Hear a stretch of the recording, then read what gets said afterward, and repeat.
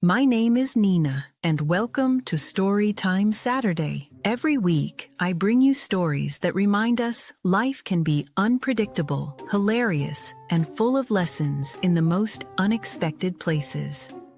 Today's story is about what happens when one man is left to his own devices for just 3 short weeks.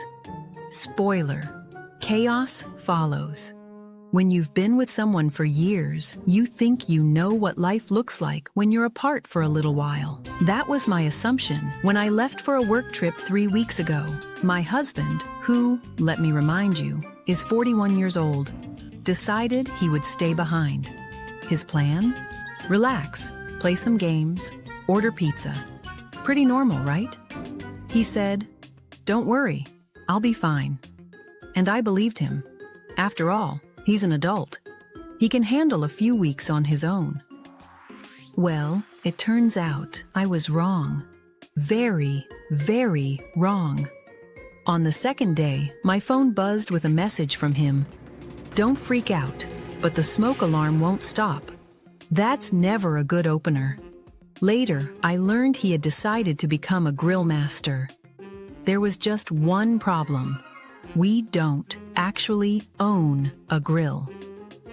His solution was to stack 3 baking sheets on top of each other, pour lighter fluid all over them, and stick the whole thing in the oven like he was inventing backyard barbecue 2.0. The result? 40 straight minutes of smoke alarms blaring. The neighbors peeked through their blinds like they were watching a live-action sitcom. The dog howled so loud, he sounded like part of the emergency system. And my husband? He was sprinting from room to room with a towel, trying to wave the smoke away, climbing on a chair to fan the smoke detector with a magazine, and opening every window as if the entire neighborhood needed a whiff of gasoline-infused chicken surprise.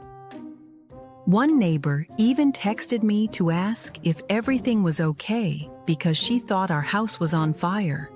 Imagine my embarrassment trying to explain over the phone from 3 states away that no, my husband wasn't burning the house down. He was just experimenting with grilling.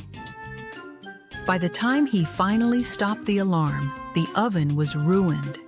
To this day, it smells like gasoline and despair. If ovens could quit, ours would have filed paperwork for early retirement. A few days later, he moved from dangerous experiments to philosophy. After binging a string of TikTok videos, he decided our home was due for a lifestyle makeover. His new obsession? Minimalist living. Now, some people ease into minimalism by donating clothes or cutting down on clutter. Not my husband. He went straight to the kitchen and threw away half our dishes. Not just extras either, no. He kept the salad bowl and the dog's water dish, then announced, "We only need 1 bowl each. Everything else? Gone." From that moment, our household existed with 2 bowls and 0 logic. He drank coffee out of a mixing bowl. He ate cereal out of the dog's dish. And when a friend dropped by unexpectedly, he actually offered them a glass of water in a measuring cup, like he was running a parody of a fine dining restaurant. Another day, he made spaghetti and served it in a vase because, according to him, it was tall enough to hold the noodles. Then came the survival stage. My husband, in his newfound independence, bulk ordered 20 frozen burritos. That became his entire food pyramid. Breakfast burrito, lunch burrito, dinner burrito. The freezer looked like a warehouse accident. Just stacks of burrito bricks wedged in every corner. By week 2, he started experimenting. Sometimes he ate them still partly frozen, explaining that it was basically a cold wrap. His reasoning? It saves electricity. At other times, he tried to get creative with presentation. One night, He unwrapped 3, stacked them into a tower, and called it Burrito lasagna. Another time, he dipped one in ranch dressing and declared it fusion cuisine. And when he microwaved one on a metal baking tray until sparks flew, he shrugged and said, "Hey, every chef has a learning curve." He even tried hosting a themed dinner night for himself and the dog. He dimmed the lights, put on a playlist labeled Romantic Jazz, and sat down with 2 burritos on the table like it was some kind of date night. The dog refused to join, glaring from the hallway like he was witnessing the downfall of civilization. Meanwhile, laundry ceased to exist as a concept. He rotated between 2 pairs of basketball shorts. 2. That was the entire wardrobe for 3 weeks. By the time I returned, the shorts had transformed into something unrecognizable. The fabric had stiffened into a material I can only describe as denim-adjacent cardboard. They could probably stand upright on their own. Even the dog refused to sit near him, growling as though my husband was some strange intruder who had broken into the house. And speaking of strange intruder energy, when I walked through the door on my first night back, I found him shirtless in the living room, holding a bright plastic recorder he had ordered online. He looked up at me with total sincerity and squeaked out what I think was meant to be Mozart. But halfway through, it slipped into the theme song of his favorite video game. The room smelled faintly of burnt plastic and ranch dressing. I didn't even ask how those 2 scents ended up together. Some mysteries are better left unsolved. That night, just when I thought the chaos might finally end, I woke up to the sound of him mumbling in his sleep. I leaned closer, worried he might be having a nightmare. But no, he whispered, clear as day, "I am the burrito." At that point, even the dog gave up. He abandoned the living room entirely and moved into the bathtub like a veteran soldier seeking shelter. He refused to come out, even when bribed with treats, staring at us with eyes that said, "You don't know what I've seen." So here I am now, sitting in a cafe, sipping my coffee like it's communion wine. The barista asked if I wanted almond milk, and I just shook my head. My house has been ruled by nuts, burritos, and chaos for 3 weeks straight. I don't need another variable in the mix. Looking back, there are a few lessons tucked into this hilarious disaster. First, independence isn't just about surviving, it's about thriving. Yes, my husband technically survived, but at what cost?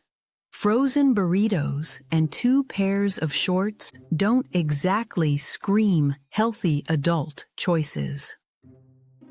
Second, minimalism has limits. It's about living with intention, not about throwing away every useful dish in the house. Minimalism doesn't mean rejecting plates. It means rejecting clutter. There's a difference. Third, creativity needs boundaries. Stacking baking sheets with lighter fluid doesn't make you a grill master. It makes you an amateur arsonist. Playing a recorder isn't wrong, but blasting Mozart meets video game soundtrack at midnight might not qualify as cultural enrichment. And finally, partnership means balance. Sometimes you don't realize the roles you each play in a household until one of you steps away. This trip made me realize I keep things grounded while he brings in the chaos. And honestly, maybe that balance is why we work. Because even though he caused mayhem, even though the oven smells like gasoline, and even though the dog may need therapy, he made me laugh harder than I've laughed in years. And here's a final thought. What if it hadn't been 3 weeks? What if it had been 3 months? Would the freezer be a shrine of burrito bricks stacked to the ceiling? Would the living room become a concert hall for off-key recorder symphonies? Would the bathtub officially belong to the dog forever? We'll never know, but it's probably best we don't test it. Still, part of me suspects he might have adapted, proudly declaring himself king of burritos while conducting the dog in a one-bark symphony. At the end of the day, this wasn't just a story about a house descending into chaos. It was a reminder that we all have quirks, coping mechanisms, and questionable choices when left alone. And sometimes, those moments make for the best stories, the kind we tell over coffee, shaking our heads, but secretly grateful for the humor they bring. So, yes, life doesn't always give us picture-perfect weeks. Sometimes it gives us frozen burritos, burnt plastic, and a dog living in the bathtub.